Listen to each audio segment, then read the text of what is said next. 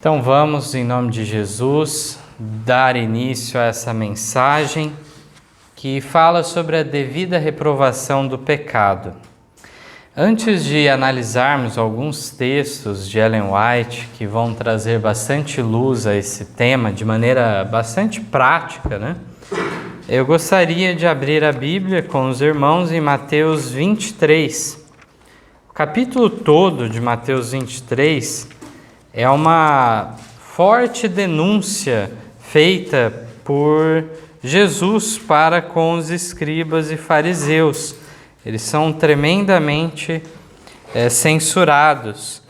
Aqui, por exemplo, em Mateus 23, o verso 13, é dito o seguinte: Mas ai de vós, escribas e fariseus, hipócritas, pois que fechais aos homens o reino dos céus, e nem vós entrais, nem deixais entrar os que estão entrando. O 15 fala: ai de vós, escribas e fariseus hipócritas, mais uma vez repetindo, pois que percorreis o mar e a terra para fazer um prosélito, e depois de o ter desfeito, o fazeis filho do inferno 2 vezes mais do que vós.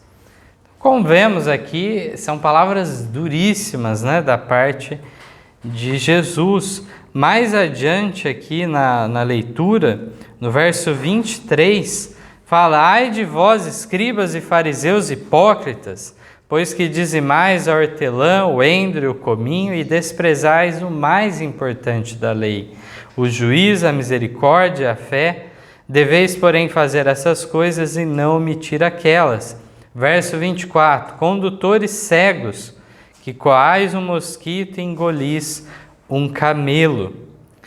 E aqui no verso 27, ai de vós, escribas e fariseus hipócritas, pois que sois semelhantes aos sepulcros caiados, que por fora realmente parecem formosos, mas interiormente estão cheios de ossos, de mortos e de toda a imundícia. Verso 28, assim também vós exteriormente pareceis justos aos homens, mas interiormente estáis cheios de hipocrisia e de iniquidade. E assim prossegue ainda por mais tempo as condenações. E eu queria ressaltar que aqui essas reprovações, essas censuras tão pesadas, foram para um grupo conservador nos costumes religiosos. Os fariseus eram um exemplo, aqueles que estavam mais avançados, mais rigorosos na observância, não só da lei de Deus, como Deus tinha dado, mas sim nas tradições que eles tinham colocado, que muitas vezes invalidavam o próprio mandamento de Deus, entrava em conflito uma coisa com a outra. Assim como fala, o dízimo foi algo deixado para nós. E eles eram tão exatos que até aquela hortinha, alguma coisa que tinha de hortelã que comia, eles iam lá e davam a 10ª parte, mas esqueciam então da questão do julgamento reto, da misericórdia, da fé. Isso tudo era deixado de lado. Era um grupo que, em aparência, parecia que estava tudo certo, limpinho por fora, mas por dentro, por isso essa comparação de Jesus por dentro, tal como um sepulcro, cheio de sujidade, cheio de imundície.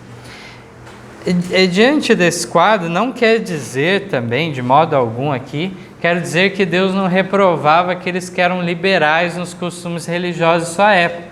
Esses eram os saduceus, que muitas vezes foram reprovados por Jesus. Eles estavam no outro espectro religioso, tinham grande poder, o sumo sacerdote mesmo era saduceu, e eram muito céticos em vários particulares da doutrina, inclusive sobre a ressurreição dos mortos. Diante desse quadro, como quando lemos, tem muitos que desenvolvem uma síndrome, eu chamo de síndrome, a síndrome messiânica ou a síndrome de João Batista.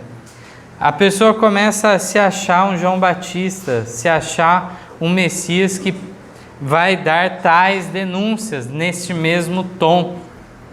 Será que é isso mesmo que nos é indicado? É sobre isso que eu queria trazer nesta manhã. Primeiramente, vendo o exemplo de João Batista e o contexto daquela declaração, então, que ele faz também muito dura para com os fariseus. Lembrando que aqui mesmo em Mateus 23 também, onde lemos, aqui nós encontramos no verso 33, Jesus fala: serpentes, raça de víboras, como escapareis da condenação do inferno? Então não só João Batista, mas Jesus também utilizou essa figura de linguagem, comparando então com uma víbora, na sua natureza o quê? Uma natureza traiçoeira, né?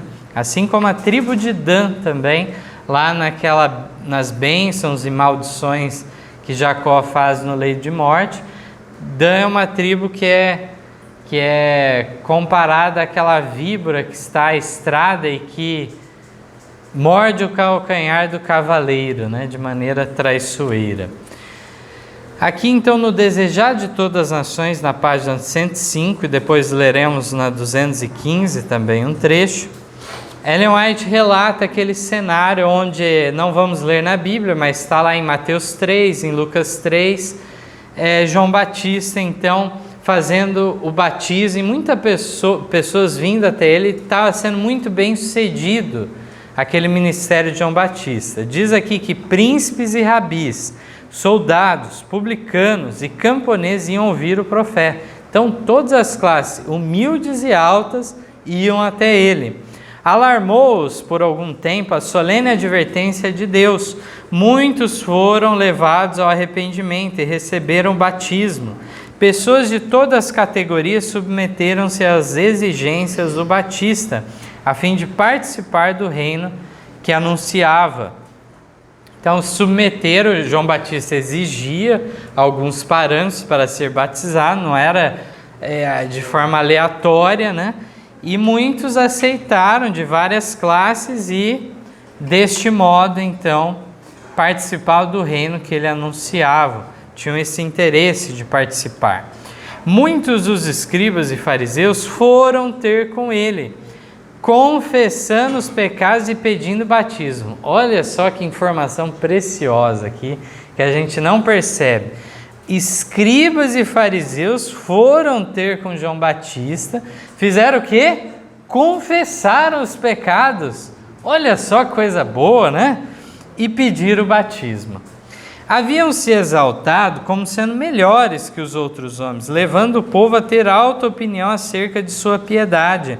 Agora os criminosos segredos de sua vida eram revelados, mas João foi impressionado pelo Espírito Santo quando a não terem muitos desses homens real convicção do pecado. Eram oportunistas. Esperavam, como amigos do profeta, obter favor diante do príncipe que haveria de vir. E recebendo o batismo das mãos desse popular e jovem mestre, pensava fortalecer sua influência para com o povo. João os enfrentou com a fulminante pergunta: raça de víboras, quem vos ensinou a fugir da ira futura? Produzi, pois, frutos dignos de arrependimento, e não presumais de vós mesmos, dizendo: temos por pai a Abraão. Porque eu vos digo que mesmo dessas pedras Deus pode suscitar filhos a Abraão. E o outro trecho diz que o Batista fora em sua missão um destemido reprovador da iniquidade, tanto nos lugares elevados como nos humildes. Ousar enfrentar o rei Herodes com a positiva repreensão do pecado, não tivera a vida por preciosa, contanto que cumprisse a missão que lhe fora designada. Então é muito significativo esse texto, olha só. Eles chegaram a confessar os pecados, mas tudo era uma trama por detrás. O Espírito Santo impressiona João Batista e revela que aqueles homens não tinham tristeza real pelo pecado. Ao contrário, eles queriam que as pessoas, o público, visse a atitude humilde deles, indo lá, sendo batizados por João Batista, e eles agora adquirissem o quê? O prestígio de João Batista viesse a eles. E agora, então, João enfrenta eles de maneira vigorosa. João Batista foi caçar encrenca com alguém? Foi querer atacar alguém? Não. Ele foi muito enfático diante de uma situação que era um divisor de águas. Se João Batista falhasse naquele ponto e fizesse como tantas igrejas hoje fazem, pegasse e batizasse eles, estaria entrando no grupo de João Batista pessoas então inadequadas para participar então desta obra que era então de arrependimento, preparo para a vinda do Messias que logo surgiria, apareceria. Ele foi destemido, por exemplo, para reprovar até mesmo quem? Herodes. Mas em que condição também que isso se encaixou?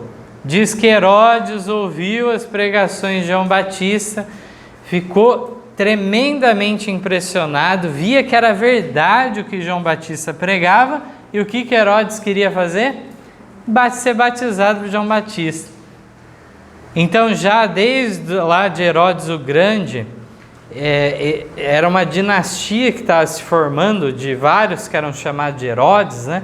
Aí tem Herodes Antipas, Herodes Agripa, vários deles, né?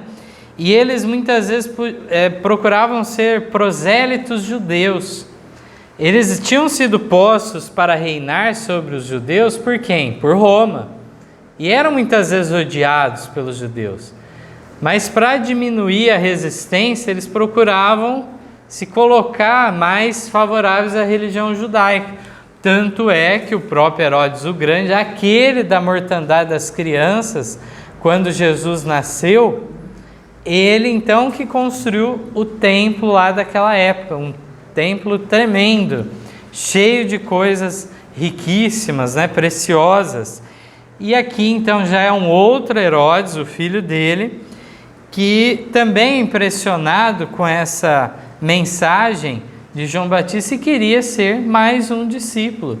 Diante disso, restava outra alternativa para João Batista, a não ser reprovar o pecado dele? Não tinha outra escapatória. Assim como Deus, certa vez, delegou a Natã o quê? Uma responsabilidade tremenda àquele profeta, né? Ir até o rei Davi e trazer a reprovação, que era o quê? Pública, diante de todos aquilo. E Davi estava cego pelo seu pecado e não enxergava o que ele estava fazendo. Dando continuidade, então, a esse tema, no Testemunhos para a Igreja, volume 4, página 65, aliás, diz assim: a religião de Cristo não exige que renunciemos à nossa identidade de caráter, mas simplesmente que nos adaptemos até certo ponto aos sentimentos e maneiras dos outros. Podem se juntar em uma unidade de fé religiosa muitas pessoas cujas opiniões, hábitos e gostos em coisas temporais não se acham em harmonia. Se, porém, o amor de Cristo lhes arde no peito e elas esperam o mesmo céu como lar eterno, podem fruir a mais aprazível e inteligente comunhão e a mais admirável das uniões. Dificilmente há duas pessoas cuja vida seja semelhante em todos os pormenores.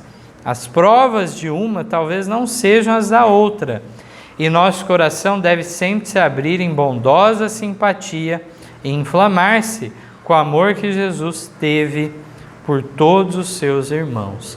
Na continuação desse texto, vamos ver o exemplo de Cristo nessa área.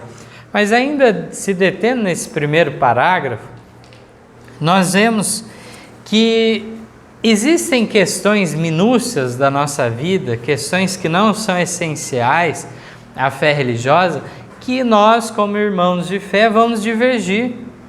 Não vamos ser idênticos.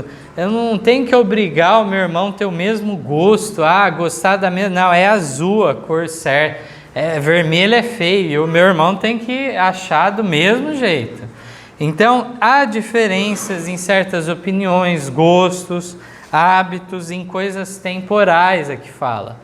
Coisas que não infringem uma lei de Deus, não há problema haver essa variedade dentro da igreja. Aqui fala também que muitas vezes julgamos mal o nosso irmão, porque de repente uma coisa nos é difícil de superar e para o meu irmão é fácil. Mas aí eu enxergo só aquilo que é fácil para mim de superar e vejo o defeito do meu irmão. Falo, não, olha só como que ele falha nisso. É tão simples para mim. De repente para o meu irmão não é assim. E na continuação, muito significativo agora, Ellen White nos traz o seguinte relato. E aqui é um testemunho que ela deu a alguém em sua época, diretamente tratando de uma questão prática. Eu os tenho advertido contra o espírito de censura e novamente desejo adverti-los acerca dessa falta. Olha só, a irmã já tinha dado reprovações no passado e mais uma vez ela enfatizando. Por vezes Cristo reprovava com severidade. Será que a irmã está comentando de Cristo agora por quê? Com certeza essa pessoa fala, não, mas Cristo chamou de raça de víbora, João Batista fez o mesmo, então eu tenho o direito de ser pesado nas minhas palavras. E agora Ellen White vai refutar essa pretensão da pessoa. Por vezes Cristo reprovava com severidade. Em alguns casos, talvez seja necessário que nós o façamos. Devemos considerar, no entanto, que, ao passo que Cristo conhecia a condição exata das pessoas repreendidas e a soma de reprovação que elas podiam suportar e o que era necessário para lhes corrigir a conduta errônea, sabia também exatamente a maneira de se compadecer dos errantes, confortar os desafortunados e animar os fracos.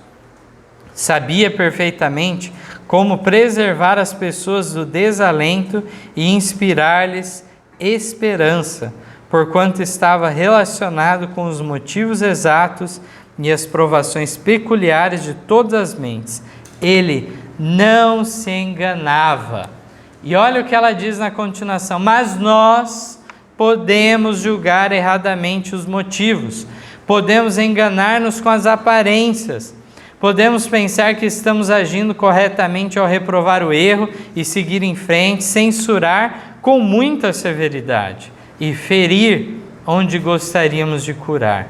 Ou podemos exercer simpatia insensatamente e contrariar em nossa ignorância a reprovação que é merecida e oportuna. Nosso julgamento pode estar errado, mas Jesus era sábio demais para errar. Ele reprovava misericórdia e amava com amor divino aqueles a quem repreendia.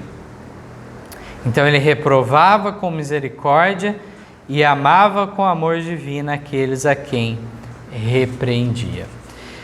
É muito significativo aqui que Ellen White fala, olha, pode até ser que talvez seja necessário, algum caso grave de você ser duro nas palavras, talvez seja necessário, mas devemos considerar o seguinte, quando Cristo fez, olha os 3 pontos que ela destaca. Primeiro, ele sabia exatamente a condição espiritual da pessoa que ele ia repreender, portanto ele sabia quanto de soma de reprovação a pessoa suportaria, e aí diz ainda o quê? E que palavra era necessária para trazer o que? Aquela pessoa de volta para Deus. Aqui diz ainda que ele sabia exatamente que palavra dizer para aquele que estava desalentado e inspirar esperança para aquela pessoa. Aqui diz então que nós podemos julgar segundo a aparência, podemos agir erradamente, inclusive pelo outro lado, outro extremo. Exercer simpatia demasiada e aí não fazer reprovação nenhuma. Isso não é, nós vamos ler, isso não é amor pela pessoa, de modo algum. Isso é egoísmo da nossa parte quando agimos assim também. Então, dando continuidade a esse ponto, na página 614 do Desejado, diz que Cristo condenou fartamente os abusos, mas teve cuidado de não diminuir a obrigação. Era um equilíbrio perfeito. Ele condenou aqueles abusos dos fariseus, né? E, no entanto, ele sempre foi enfático no alcance, na abrangência espiritual da lei de Deus. Na 619 e 620 diz que a indignação de Cristo era contra a hipocrisia, os crassos pecados pelos quais os homens estavam destruindo a própria alma, enganando o povo e desonrando a Deus. No enganador raciocínio dos sacerdotes e príncipes, distinguia ele a operação de forças satânicas. Viva e penetrante fora sua acusação do pecado, mas não proferiu palavras de vingança. Olha só que importante, né? Não era uma vingança, uma retaliação contra alguém que ele estava irritado, algo do gênero, né? Jeremias fala daquela classe de pessoas que aguardavam o quê? O seu manquejar para prevalecer sobre ele. Não era o caso de Cristo, não eram palavras de vingança. Tinha uma santa indignação contra o príncipe das trevas, mas não manifestava nenhuma irritação. Assim, o cristão que vive em harmonia com Deus, possuindo suaves atributos do amor e da misericórdia, experimentará uma justa indignação contra o pecado, mas não se tornará de paixão para injuriar os que injuriam, mesmo enfrentando os que se acham movidos pela força de baixo para manter a falsidade. Em Cristo conservará ele ainda a calma e o domínio de si mesmo. Diz ainda: hipócritas, disse ele dirigindo-se aos espias, bem profetizou Isaías a vosso respeito, dizendo: este povo honra-me com os seus lábios, mas o seu coração está longe de mim. Mas em vão me adora, ensinando doutrinas que são preceitos dos homens. As palavras de Cristo eram uma acusação a todo o sistema de farisaísmo. Declarou que, pondo suas próprias exigências acima dos preceitos divinos, os rabis se estavam colocando a si mesmos, acima de Deus. Os delegados de Jerusalém encheram-se de raiva. Não podiam acusar a Cristo de transgressor da lei dada no Sinai, pois ele falava como defensor da mesma. Contra a tradição deles, ele falava.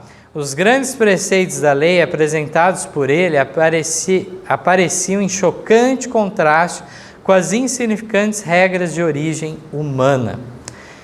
Aqui está no Desejado, na página 397, esse texto. Importante destacar, então, que Cristo, na realidade, quando lemos aqui em Mateus 23, ele não estava falando contra indivíduos em si, mas contra um sistema que era pregoado por uma classe, por um grupo, um partido, uma seita dos fariseus.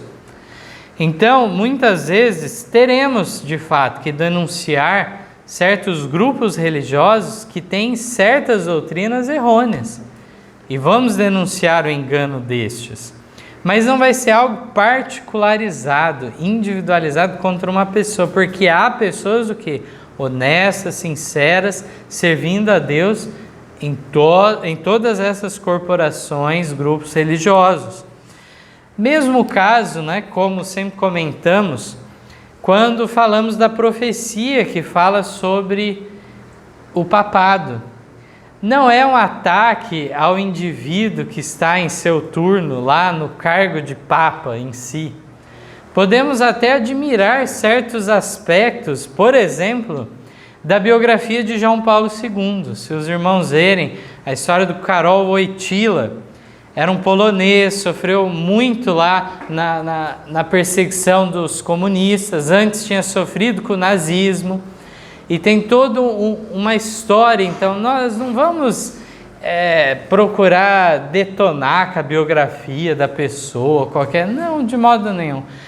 Mas aquele cargo que ele desempenhou é um cargo ao qual Deus não deu a ninguém. Esse é o ponto. Deus não deixou ninguém como cabeça de sua igreja. Ele mesmo é a cabeça da igreja. E aí nós vemos, em relação a isso, que na profecia é denunciado um falso sistema de adoração profetizado, e é contra este poder, essa instituição, que nós nos colocamos de maneira ponderada, inclusive, mesmo ao falarmos disso. Na página 398 diz que os discípulos notaram a cólera dos espias ao serem expostos seus falsos ensinos. Viram os olhares zangados e ouviram as palavras meio murmuradas de descontentamento e vingança, esquecendo quantas vezes Cristo dera provas de ler os corações como um livro aberto. Disseram-lhe o efeito de suas palavras. Esperando que ele acalmasse os enraivecidos magistrados, observaram a Jesus. Sabeis que os fariseus, ouvindo essas palavras, se escandalizaram? Respondeu ele: toda a planta que meu Pai Celestial não plantou será arrancada. Os costumes e tradições tão altamente considerados pelos rabis eram deste mundo, não do céu. É interessante que os discípulos ficaram preocupados com a repercussão daquele discurso duro de Jesus, e ele então, em outras palavras, digamos assim, o que ele quis dizer?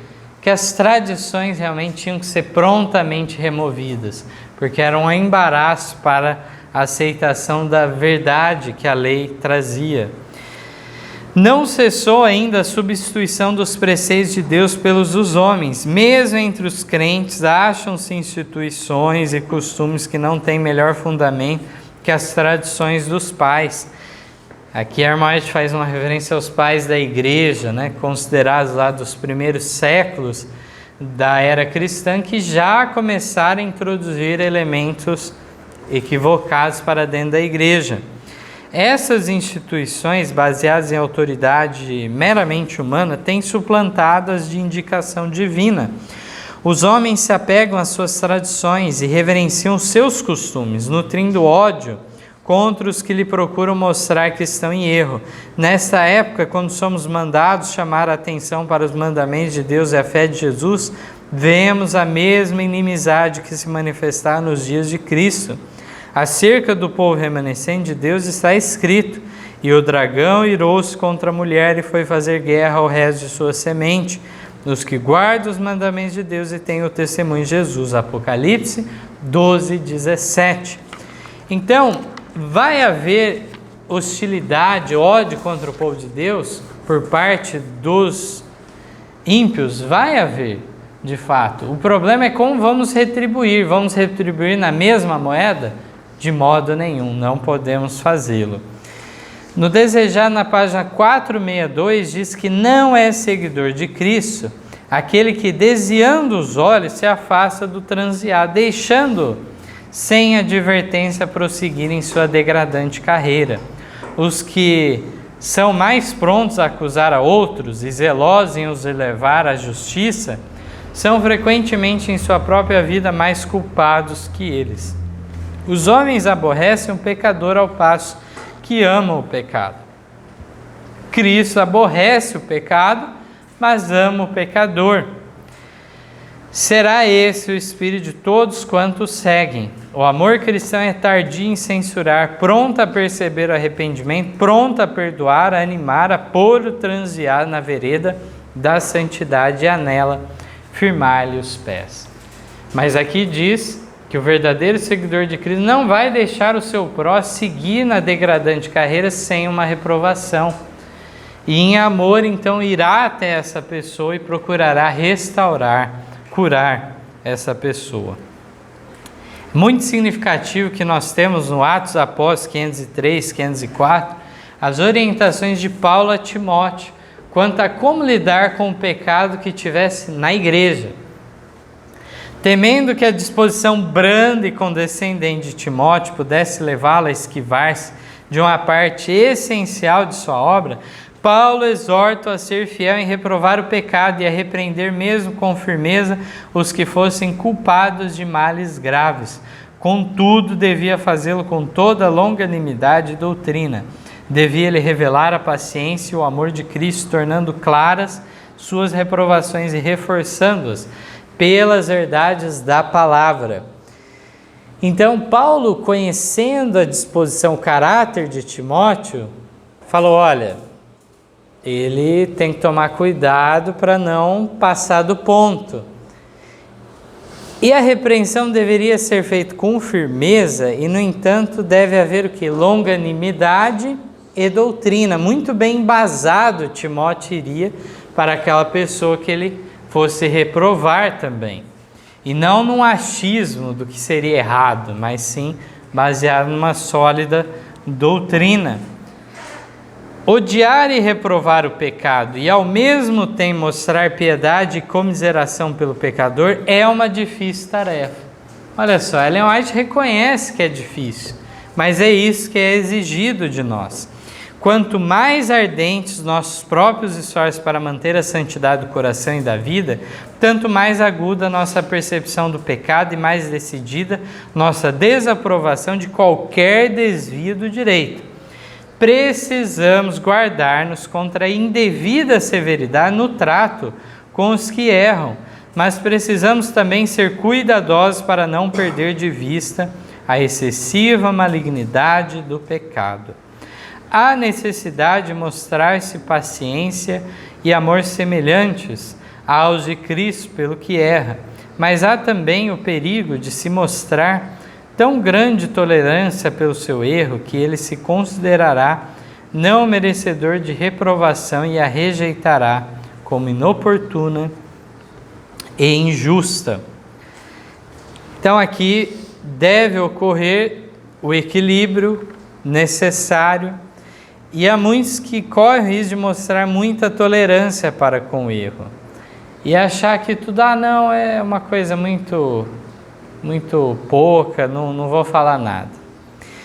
O outro, então, muitas vezes tem severidade tremenda, exagera quando vai dar a sua reprovação. Os ministros do Evangelho, às vezes, causam grande dano, permitindo que sua tolerância pelo que erra degenere em tolerância pelos pecados e mesmo participação deles. Assim são levados a desculpar e passar por alto que Deus condena. E depois de certo tempo, tornam-se tão cegos que chegam a louvar aqueles a quem Deus manda reprovar. Aqueles que têm suas percepções espirituais embotadas pela pecaminosa tolerância por aqueles a quem Deus condena, em breve estarão cometendo maior pecado pela severidade e rudeza no trato para com aqueles a quais Deus aprova. Olha que situação chega os próprios ministros de Deus. Essa tolerância vai indo, daqui a pouco ele mesmo está participando dos mesmos pecados, mas sempre há o quê? Uma classe fiel. E essa classe fiel protesta contra isso. E aí o que acontece? Ele começa a louvar os que ele devia reprovar e reprovar o que ele devia louvar. Se inverte a situação. Então aqui nós vemos vários conselhos para a igreja de Deus. E alguém pode questionar, e o que dizer então da igreja já caída, que começa a participar então da comunhão da grande Babilônia? O que dizer disso? Então o que acontece nesse caso? Eu acho que um dos pontos que essas pessoas que participam ainda, os membros dessas corporações que estão em apostasia, um dos pontos que eles mais deveriam atentar é sobre o pecado congregacional, que é revelado na experiência de Acã. A questão de ser cúmplice por participar da mesma comunhão. Deus assim considerou Israel e há uma aplicação para os nossos dias. De modo que deve haver a devida disciplina e a exclusão daqueles que se tornem dignos da comunhão da igreja. Do contrário, então, estarão sobre o desfavor divino. É isso que a história de Acã nos revela. É isso que cada pessoa que está ainda nessas igrejas deve meditar claramente. Ele pode protestar enquanto der lá dentro. Não havendo uma mudança de postura por parte do ministério, deve abandonar sim essa denominação. Não há outro caminho, não há outra escolha. Uma vez que essa pessoa sim, ela pode fazer todo esse esforço por algum tempo de protesto lá dentro. O problema é aquele que acha que a vida toda ele vai ficar fazendo isso, a despeito do ministério e os demais não acatarem nada disso. Assim se torna cúmplice dos pecados que lá se cometem. No Atos dos Apóstolos, na página 549, nós temos o último tópico, agora sobre João, o chamado discípulo do amor, discípulo amado, né? Na 549, 550, 554 e 555 também, alguns trechos, diz que não é a oposição do mundo que mais ameaça a igreja de Cristo. É o mal abrigado no coração dos crentes que acarreta suas mais graves derrotas e mais seguramente retarda o progresso da causa de Deus. Não há maneira mais certa de debilitar a espiritualidade que acariciar a inveja, a suspeita, a crítica e as vis desconfianças. Por outro lado, o mais forte testemunho de haver Deus enviado seu Filho ao mundo é a existência de harmonia e união entre os homens de variados temperamentos que compõem sua igreja. É privilégio dos seguidores de Cristo dar esse testemunho, mas para isso fazer, precisam colocar-se sob o comando de Cristo. O caráter deles precisa conformar-se ao seu caráter e a vontade deles à sua vontade. Então nós vemos o perigo na igreja de um espírito sempre de inveja, más suspeitas contra o próximo, críticas, desconfiança. Quando é permeado disso, mesmo que não há razão para tais coisas, isso tudo vai debilitando a espiritualidade da igreja.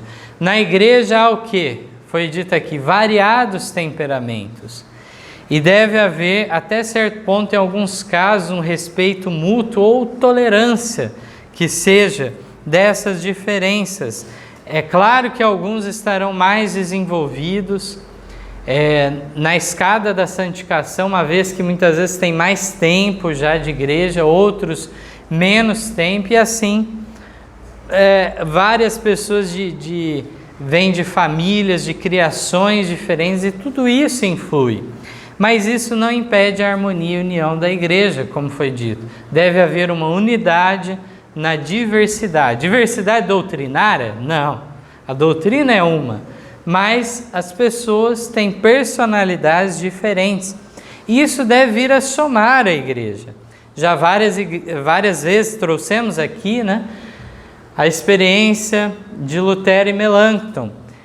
Eram de disposição totalmente diferente um do outro. Havia situações que Melanchthon tinha que segurar Lutero, que ele era muito impetuoso. E era um defeito de caráter. Ellen White fala que ele era exagerado nesse ponto. Ele tinha que ser mais refinado. Ele era muito pesado nas palavras, mas a despeito disso, Deus quis usar Lutero. Não por causa disso. Esse é o equívoco de muitos.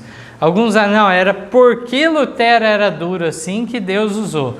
Era a despeito disso, Deus foi refinando o seu coração. Melanchthon foi um jovem que ficou ao seu lado e ajudou muito. E por outro lado, Melanchthon podia ser aquele muito tímido, que não ia desenvolver, se jogar mais de forma enérgica. E aí era necessário um Lutero para puxar ele para frente.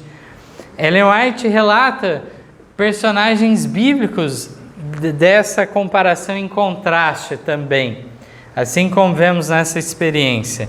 É o caso, então, de Paulo e Timóteo. E veja que essas duplas normalmente devem ser feitas de que forma? Um mais experiente e um mais jovem. E mesmo o experiente aprende com aquele mais jovem certas coisas. E aqui nós vemos também a experiência do próprio João, nós vamos ver. João era esse que foi abrandado pelo amor de Cristo e se tornou tremendamente paciente, amoroso como apóstolo. E ele, em grande parte do tempo, fez parceria com Pedro. Pedro, mais experiente, João era um dos mais novos, né? Lá entre os apóstolos. Então, Pedro e João fizeram uma parceria aí muito importante também, e um foi ajudando o outro. Aqui diz o seguinte na continuação: o amor divino faz seus mais tocantes apelos ao coração, quando requer que manifestemos a mesma terna compaixão que Cristo manifestou. Somente o homem que tem no coração amor altruísta por seus irmãos tem verdadeiro amor a Deus. O verdadeiro cristão não permitirá voluntariamente que a alma em perigo e necessidade prossiga sem advertência e sem ajuda. Ele não se esquivará dos que estão em erro, deixando-os abismarem na infelicidade e no desencorajamento, ou caírem no campo de batalha de Satanás. Ele vai intervir em favor para procurar, se possível, resgatar essa pessoa. Necessitais mostrar caridade. É o clamor que se ouve em todos os lugares, principalmente da parte daqueles que professam santificação. Mas a verdadeira caridade é demasiado pura para cobertar um pecado inconfessado. Conquanto devamos amar as almas por quem Cristo morreu, não nos devemos comprometer com o mal. Não nos podemos unir aos rebeldes e chamar a isto caridade. Deus requer que seu povo, nessa fase do mundo, que permaneça firme pelo direito, tanto quanto João, em oposição aos erros que arruinam a alma. Então, muitos usam a palavra amor para fazer uma união que Deus não sanciona. Diz que não é uma verdadeira caridade, um verdadeiro amor. Quando então se une o que é os rebeldes, aqueles que se rebelam contra Deus. Não podemos nos comprometer com o mal, mas devemos salvar as almas que estão indo para a ruína, se assim for possível. O apóstolo ensina que, embora devamos manifestar cortesia cristã, estamos autorizados a tratar em termos claros com o pecado dos pecadores, que isso não está em desarmonia com a verdadeira caridade. Como testemunho de Cristo, João não se empenhou em controvérsia ou em fastidiosos debates. Então, na realidade, muitas vezes aquilo que é dado de orientação para os ministros, para reprovarem os membros que estiverem em erro, ou seja, aquelas reprovações internas na igreja, é considerado como fosse, então, para fazer com aquelas pessoas de outras denominações. Aí já é um outro cenário que não é idêntico, não é a mesma coisa. De modo que sim, tem a mensagem do segundo anjo, caiu Babilônia. Vamos denunciar o falso sistema de adoração. No entanto, não é o mesmo caso do dever do pastor para com os membros da sua igreja. Não estamos falando dos membros das outras igrejas, o qual ele não está pastoreando. Então, tudo isso deve ser levado em consideração. Fazendo um rápido retrospecto dos tópicos, então, que nós tratamos nesta manhã, nós vemos a razão pelo qual os fariseus foram chamados publicamente de raça de víboras por João Batista.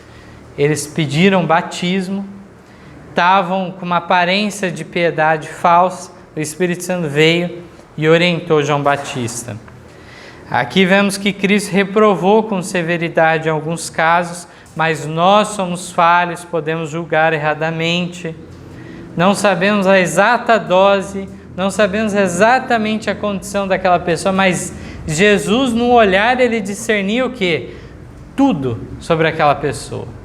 Sabia o pecado mais oculto daquela pessoa. Devemos se indignar com uma santa indignação contra a hipocrisia religiosa, como Jesus fez, e ele procurou reprovar então as tradições para enaltecer a lei de Deus.